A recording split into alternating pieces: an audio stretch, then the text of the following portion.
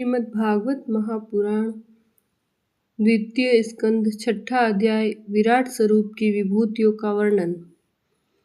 ब्रह्मा जी कहते हैं, उन्हीं विराट पुरुष के मुख से वाणी और उसके अधिष्ठात्र देवता अग्नि उत्पन्न हुए। सातों छंद उनकी 7 धातुओं से निकले हैं। मनुष्यों, पितरों और देवताओं के भोजन करने योग्य अमृतमय अन्न, सब प्रकार के रस, रसेंद्रिय और उसके अधिष्ठात्र देवता वरुण विराट पुरुष की जिह्वा से उत्पन्न हुए हैं। उनके नासा छिद्रों से प्राण, अपान, व्यान, उदान और समान, ये 5 प्राण और वायु तथा घ्राणेन्द्रियों से अश्विनी कुमार समस्त औषधियों एवं साधारण तथा विशेष गंध उत्पन्न हुए हैं। उनकी नेत्रेंद्रिय रूप और तेज की तथा नेत्र गोलक स्वर्ग और सूर्य की जन्मभूमि है। समस्त दिशाएं और पवित्र करने वाले तीर्थ कानों से तथा आकाश और शब्द श्रोतेंद्रिय से निकले हैं। उनका शरीर संसार की सभी वस्तुओं के सार भाग तथा सौंदर्य का खजाना है। सारे यज्ञ स्पर्श वायु उनकी त्वचा से निकले हैं। उनके रोम सभी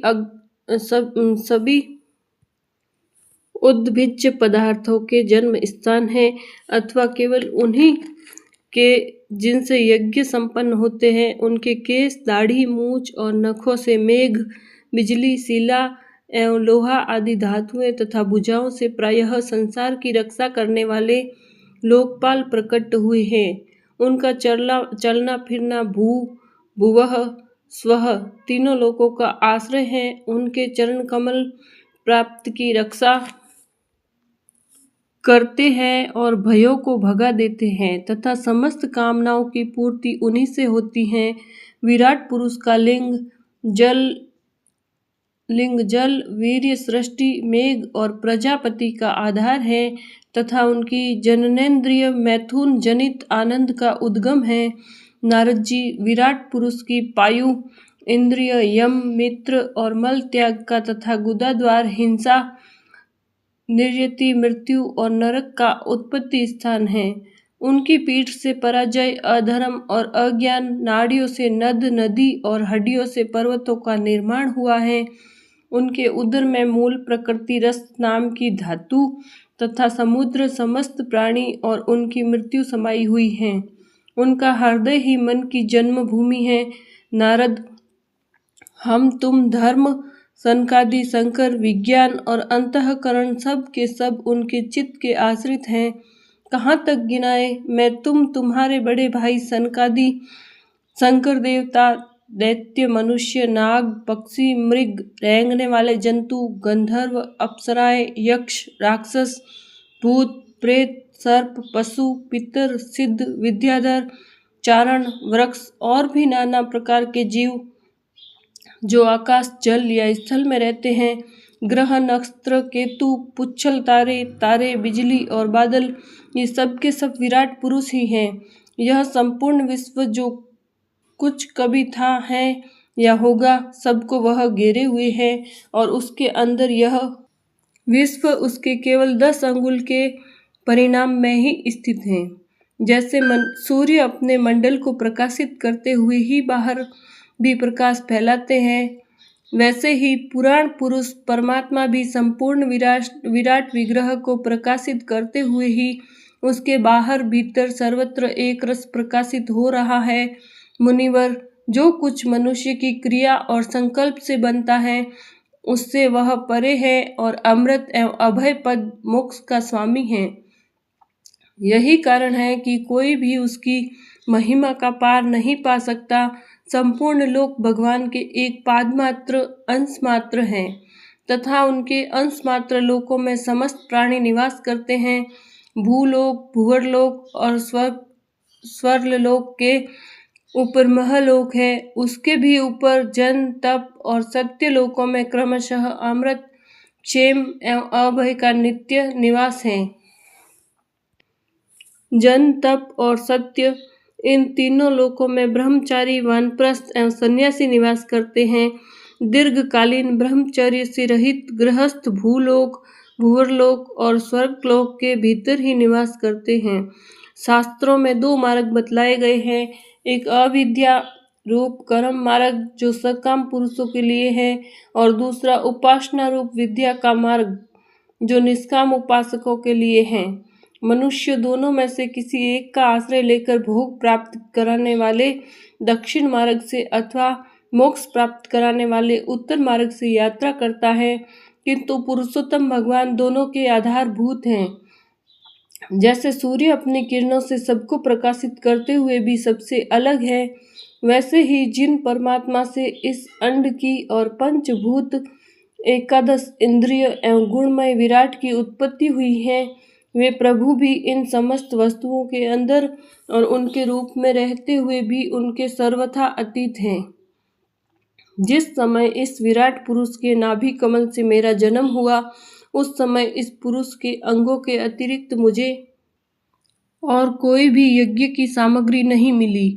तब मैंने उनके अंगों में ही यज्ञ के पशु, युग, स्तंभ, कुश, यह यज्ञ भूमि और यज्ञ के योग्य उत्तम काल की कल्पना की।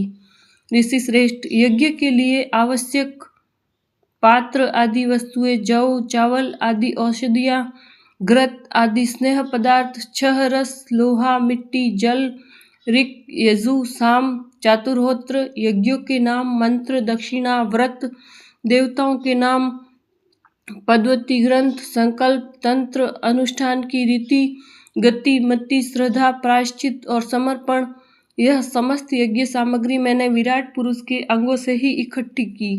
इस प्रकार विराट पुरुष के अंगों से ही सारी सामग्री का संग्रह करके मैंने उन्हीं सामग्रियों से उन यज्ञ स्वरूप परमात्मा का यज्ञ के द्वारा यजन किया। तदंतर तुम्हारे बड़े भाई इन 9 प्रजातियों ने अपने चित्त को पूर्ण समाहित करके विराट एवं अंतर्यामी रूप में स्थित उस पुरुष की आराधना की। इसके पश्चात समय समय पर मनु, ऋषि, पितर, देवता, दैत्य और मनुष्यों ने यज्ञों के द्वारा भगवान की आराधना की। नारद, यह संपूर्ण विश्व उन्हीं भगवान नारायण में स्थित है जो स्वयं तो प्राकृत गुणों से रहित हैं, परंतु सृष्टि के प्रारंभ में माया के द्वारा बहुत से गुण ग्रहण कर लेते हैं। उन्हीं की प्रेरणा से मैं इस संसार की रचना करता हूँ। उन्हीं के अधीन होकर रुद्र इसका संहार करते हैं और वे स्वयं ही विष्णु के रूप से इसका पालन करते हैं, क्योंकि उन्होंने सत्य, रज और तम की 3 शक्तियाँ स्वीकार कर रखी हैं। बेटा, जो कुछ तुमने पूछा था उसका उत्तर मैंने तुम्हें दे दिया। भाव या अभाव, कार्य या कारण के रूप में ऐसी कोई भी वस्तु नहीं है जो भगवान से भिन्न हो। प्यारे नारद, मैं प्रेम पूर्ण एवं उत्कंठित हृदय से भगवान के स्मरण में मगन रहता हूँ।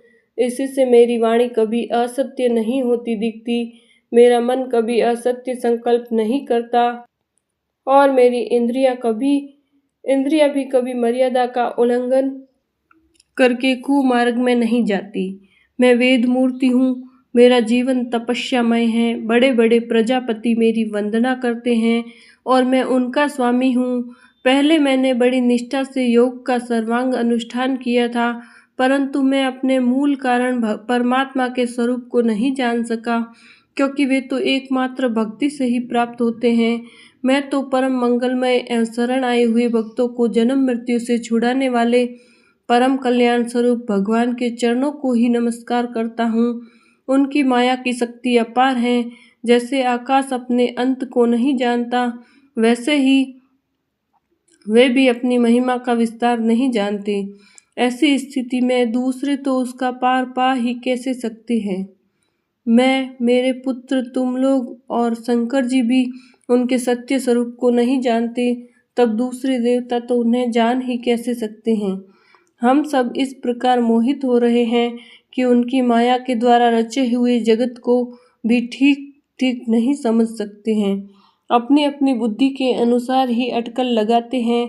हम लोग केवल जिनके अवतार की लीलाओं का गान ही करते रहते हैं, उनके तत्व को नहीं जानते।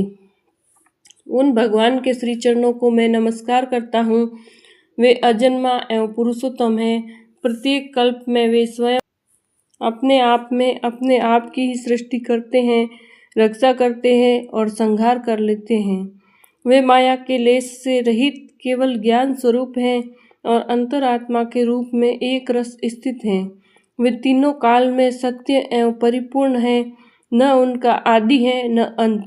वे तीनों गुणों से रहित, सनातन एवं अद्वितीय है। नारद, महात्मा लोग जिस समय अपने अंतःकरण, इंद्रिय और शरीर को शांत कर लेते हैं, उस समय उनका साक्षात्कार करते हैं। परंतु जब असत पुरुषों के द्वारा कुतर्कों का जाल बिछाकर उनको ढक दिया जाता है, तब उनके दर्शन नहीं हो पाते। परमात्मा का पहला अवतार विराट स्वरूप है। उसके सिवा काल, स्वभाव, कार्य, कारण, मन, पंचभूत, अहंकार, तीनों गुण, इंद्रिया, ब्रह्मांड, शरीर, उसका अभिमानी स्थावर और जंगम जीव, सब के सब उन अनंत भगवान के ही रूप है। मैं शंकर, विष्णु, दक्ष आदि ये प्रजापति, तुम और तुम्हारे जैसे अन्य भक्तजन, स्वर्गलोक के रक्षक, पक्षियों के राजा, मनुष्यों के राजा, नीचे के लोकों के राज, गंधर्व, विद्याधर और चारणों के अधिनायक, यक्ष, राक्षस, सांप और नागों के स्वामी, महर्षि, पितृपति, दैत्येंद्र, सिद्धेश्वर, दानवराज और भी प्रेत, पिशाच, भूत, कुष्मांड, जल जंतु, मृग, पक्षियों के स्वामी एवं संसार में और भी जितनी वस्तुएं ऐश्वर्य, तेज, इंद्रिय बल, मनोबल, शरीर बल या क्षमा से युक्त है, अथवा जो भी विशेष सौंदर्य, लज्जा, वैभव तथा विभूति से युक्त है, एवं जितनी भी वस्तुएं अद्भुत वर्ण वाली, रूपवान या अरूप हैं, वे सब के सब परम तत्वमय भगवत स्वरूप ही हैं। नारद, इसके सिवा परम पुरुष परमात्मा के परम पवित्र एवं प्रधान लीलावतार भी शास्त्रों में वर्णित हैं। उनका मैं क्रमशः वर्णन करता हूँ। उनके चरित्र सुनने में बड़े मधुर एवं स्वर्णेंद्रिय के दोषों को दूर करने वाले हैं। तुम सावधान होकर उनका रस लो। बोलिए श्री कृष्णचंद्र भगवान की जय।